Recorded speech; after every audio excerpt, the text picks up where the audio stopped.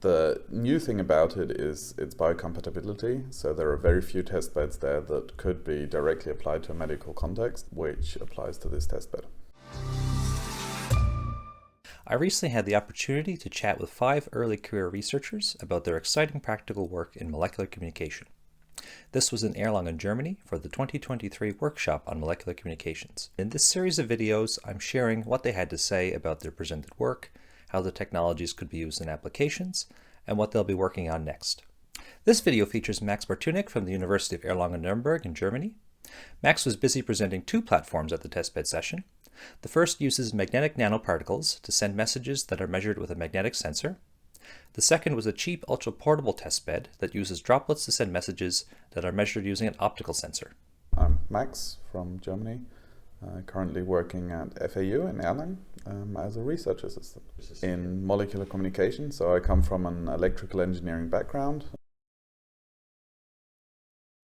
So in our testbed using magnetic nanoparticles for data transmission, we're basically observing a more macroscopic molecular communication than a lot of other groups do, and try to transmit information using SPIONs, so superparamagnetic iron oxide nanoparticles that are fundamentally biocompatible and could be applied to a medical context. We're constantly working on aspects of the testbed and trying to improve individual points.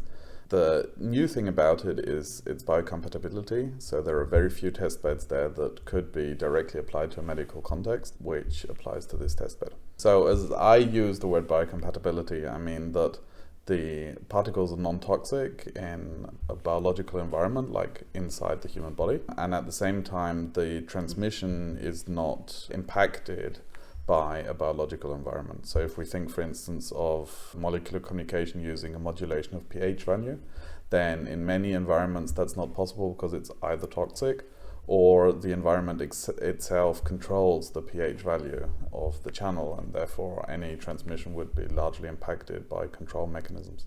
Very interesting aspect is that it can be applied to medicine, that it is inspired by medical applications. So we use system parameters which are close to the vein inside a human's arm, for instance. All of its components are in a technological readiness level which would make it possible to move towards a prototype in a medical application once, of course, in many years' time, certification and different processes would catch up. Our transmitter is in a small size that it's imaginable. In such an environment, the receiver can be miniaturized down to a millimeter scale. All the individual aspects can be brought down to what you would need in a medical environment. Currently, it can be used for a lot of information theory validation, talking about transmission concepts, encoding methods, observing molecular communication problems in real-life data, which I think is a very valuable contribution to the molecular communication community, which often lacks data to validate some theory.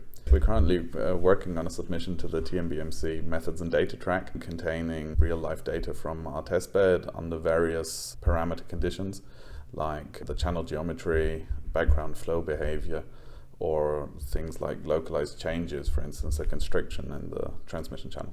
There's various aspects which we haven't investigated with the testbed yet. For instance, the aspect of magnetic drug targeting is closely related to what we do with molecular communication, which could also be applied to a communication aspect. So, for instance, you could think about a split channel and then using magnets steer the particles into a specific channel and, for instance, have a differential communication aspect. Similarly, transmissions from one point to multiple receivers or multiple transmitters to multiple receivers. So there's various levels of complexity which could be added onto the kind of fundamental basic system we've developed so far. So actually all the components of the testbed and the development towards the components have recently been published in a submission to the TNBMC journal. So that's currently available as a preprint.